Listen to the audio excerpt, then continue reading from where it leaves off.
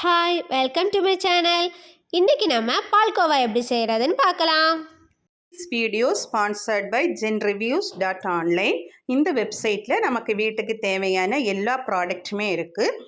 உங்களுக்கு ஏதாவது ப்ராடக்ட் நீங்கள் ஏதாவது பை பண்ணணும்னு நினச்சிங்கன்னா இந்த genreviews.online இந்த வெப்சைட்டில் போய் உங்களுக்கு தேவையான ப்ராடக்ட்டை நீங்கள் பை பண்ணிக்கலாம். எல்லாமே சீப் அண்ட் பெஸ்ட் ரேட்டில் இருக்குது. இதோட லிங்க் என்னோட டிஸ்கிரிப்ஷனில் கொடுத்துருக்கேன், போய் செக் பண்ணிக்கோங்க. நான் 1.5 லிட்டர் ஃபுல் க்ரீம் மில்க் எடுத்துருக்கேன். இப்போ பால் கொதிக்கட்டும். இப்போ பால் கொதிக்க ஆரம்பிச்சிருச்சு. நம்ம எப்போவுமே பால்கோவா செய்யும்போது நல்ல கனமான பாத்திரத்தில் செய்யணும், அப்போ தான் அடி பிடிக்காமல் இருக்கும். இப்போ பால் ஆட வர ஆரம்பிச்சிருச்சு. இப்போ இனி நீங்கள் மிக்ஸ் பண்ணி கொடுத்துட்டே இருக்கணும். இப்போ சைடில் பார்த்தீங்கன்னா ஆடை படிய ஆரம்பிச்சிருச்சு. அதை எடுத்து விட்டு நீங்கள் மிக்ஸ் பண்ணி கொடுத்துட்டே இருக்கணும். இல்லை ஆடை வந்துட்டே இருக்குது, அதை இப்படி எடுத்துட்டுட்டே இருக்கணும். இப்போ வத்த தொடங்கிட்டு இனிமே நம்ம அடி பிடிக்காமல் நல்லா மிக்ஸ் பண்ணி கொடுத்துட்டே இருக்கணும். நல்ல பால் வத்திட்டு இனி கொஞ்சம் கூட வற்றணும். இப்போ இந்த ஸ்டேஜில் நம்ம சுகர் ஆட் பண்ணிக்கலாம். நான் இப்போ 1 டேபிள் ஸ்பூன் சுகர் ஆட் பண்ணியிருக்கேன். உங்களுக்கு தேவைன்னா நீங்கள் 2 டீஸ்பூன் கூட ஆட் பண்ணிக்கலாம். இப்போ இது கூடவே 1 டேபிள் ஸ்பூன் கீ கூட ஆட் பண்ணிக்கலாம்.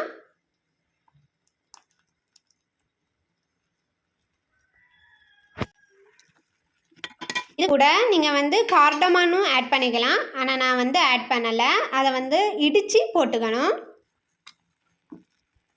இப்போ கீ கூட ஆட் பண்ணிவிட்டு நீங்கள் ரொம்ப மிக்ஸ் பண்ணி விட்டுக்கோங்க. நல்லா மிக்ஸ் பண்ணியிருந்தாங்க.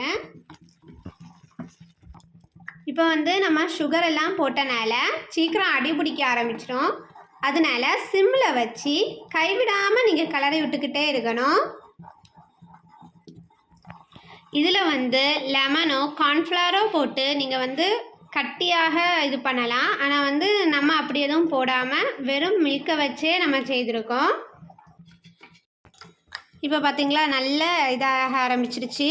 இந்த மாதிரி பாத்திரத்தோட பேஸ் தெரிய அளவுக்கு நீங்கள் இது பண்ணணும். இன்னும் கொஞ்ச நேரம் கூட நீங்கள் மிக்ஸ் பண்ணி விட்டுக்கலாம். இதை செய்ய எப்படியும் 1.5 hour ஆகும். இப்படி கை எடுக்காமல் நல்லா மிக்ஸ் பண்ணிக்கிட்டே இருக்கணும்.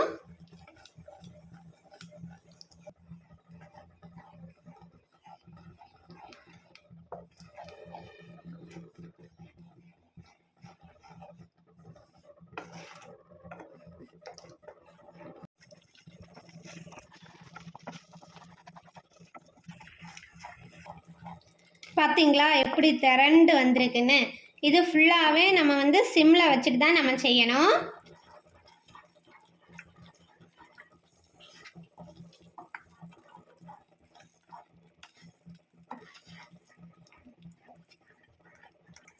கை எடுத்துடாதீங்க, அதுக்கப்புறம் அடி பிடிச்சிடும். அதுக்கப்புறம் நான் பொறுப்பு கிடையாது.